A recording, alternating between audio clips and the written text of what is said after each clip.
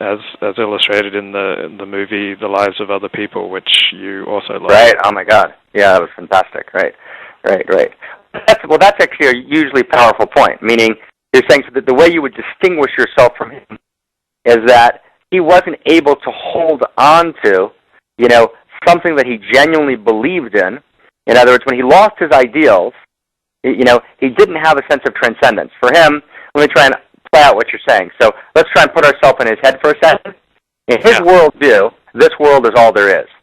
Mm-hmm. And so once he's disappointed with his experience of this world and profoundly disappointed, there's nothing left. Right. And he's got no place else to turn. He's got no larger vision. He's got no, and so he gets completely lost. Right. I think that's right. I'll give another example. I mean, for instance, I still believe in Dennis Prager, even if Dennis Prager does not believe in me. Like, Dennis Prager is my favorite intellectual and has been for about 19 years. We had a personal falling out in late 1997, which has not affected in any way my high regard for his thinking. And so I'm able to, still admire his intellect, and at the same time, I'm not going to be totally crushed that I fell out with him. The fault may be 75% mine, but, I will soldier on. I'm not going to be crushed and devastated and think that I'm a worm because I fell out. So I think you can still, realize that people can be great in some areas and have flaws in others, and you can still admire them for the areas where they're great. And you can admire yourself for the areas where you're great and not, neither trash yourself for your flaws nor adulate yourself for your strengths. Right. No, I think that's right. I mean, I guess the question would be, again, what is, and there, maybe we're going to do that in our, Yom Kippur dialogue before Yom Kippur. The question is,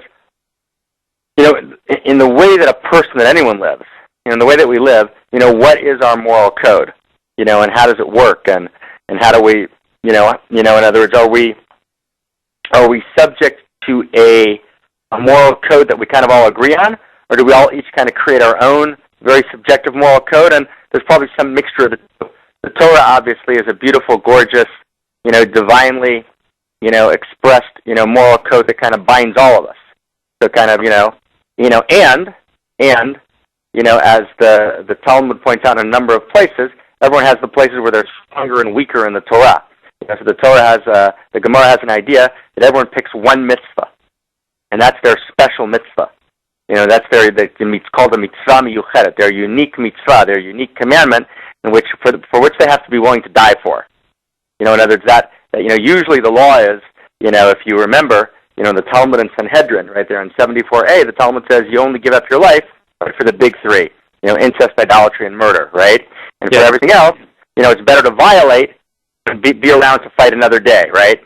So there's a very powerful idea that already exists in the early sources and really gets exquisitely formulated in my teacher, Mordechai Leiner of Izbaka, who says that every person also has a unique mitzvah which is directly related to them, and they're the only person who know what it is, and for that mitzvah you also have to give up your life. And what he means by that is that defines your life. That's who you are. So clearly, everyone has a different relationship, and everyone focuses on a different area. Having said that, there still is a universal kind of code of ethics, and it's a really interesting question.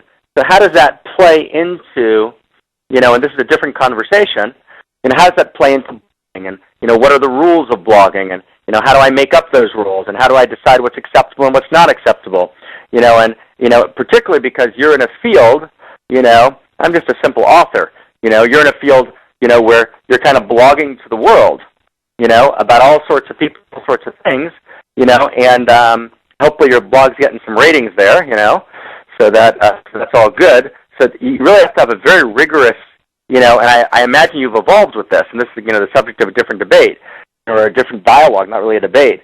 But, you have to have a really rigorous code of, what goes on a blog and what doesn't go on a blog, and, really you have to be a psychologist, an ethicist, a political strategist to know why people are telling you things, etc. You're not in a simple position, my friend, and you also don't have a board of overseers. You're completely autonomous and independent. So, you're in a very complex, postmodern position where you basically create your own pulpit, as it were. You can speak to quite a lot of people, and therefore just the ability to talk, creates a certain amount of power, which creates a certain amount of responsibility, with a rapid independence. That's a very long way of saying that, whoa, that's a big deal. Yeah, I think actually it's a lot simpler than that, in that if you blog with your name on it and you belong to a decent community, most of your moral questions are solved right there. Like, there are severe limits on what I can do because I belong to an Orthodox Jewish community, not just a particular synagogue, but I live in P.K. Robertson. I walk these streets every day. I blog with my name on it. I will bear the brunt of my misdeeds, in a very visceral way. So I think when you do things with your name on it, and you also have connections, a community, and hence vulnerabilities, that does solve most, though not all, of the moral questions. I guess where we would disagree is I think that solves about a quarter of them. Right? In other words, the nature of the Orthodox community, a community that I know well, right, is like any other community. It has beauty and it has loveliness, and it also has corruption, and as people are in and people are out, and Orthodoxy hides many sins, and you can get away with an enormous amount, on a blog of inaccurate, information, without anyone, kind of saying a word, as long as it doesn't affect their immediate friends and their immediate people. That's just a fact. We both know that that's empirically true. So I think I agree with you that there's some sense of check when you're part of a community. That's a fair and powerful point. Where I would kind of radically disagree with you, empirically, I think it's verifiable, is the level of the check. For example, this is something that you ran into a couple of weeks ago. If you out someone who's working for the Los Angeles Jewish Journal, so people may get upset with you.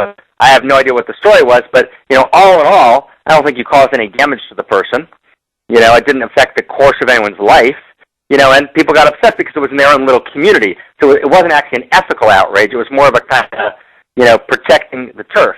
On the other hand, you or somebody else, let's depersonalize it, could say, 20 things that are completely wrong about someone, and as long as that person's not part of their community, they couldn't care less. So I'm not sure that it solves most of the problems. I would actually, respectfully challenge that. Yeah, I would say it does, in the sense that there are enormous consequences for getting important things wrong on a blog, and the consequences may not be immediate, and they may not be within your community. But as a blogger, you're also part of a family of bloggers, or a wider community of bloggers. And when someone wants to take you down, they then look for the stories you've gotten wrong to use that against you. So there is a formidable checks and balances when done under your own name, but it's by no means a complete check and balance. Right. Well, let's. I think we're getting on. I appreciate the response. We're kind of off the movie here, so I'll bring us back to. But I would just maybe ask you the last question, which maybe we can handle in a different dialogue. Which is just, I think it's a fascinating question. Which is, I know myself. I think I've changed in the world. I think I've grown as time's gone by. I think, there's places where I think I made mistakes, and I say, hey, I made a big mistake there. I think I really fucked up there. That's a Talmudic phrase, by the way. And like, I gotta fix that. And I've evolved in different ways. In other ways, I've kind of held firm, with what I've believed for 25, 30 years. So would you view yourself as evolving? Like, in other words, is Levi Ford today, as a blogger, would you view yourself as having ethically evolved in the last decade? That's an interesting question, and I'm not sure. In many ways, the same approach that I had in my first year of journalism, in my sophomore year of high school, is similar to my approach now. I guess I'm wiser in applying things. And this is one question where I probably can't judge myself. As one age, one does become more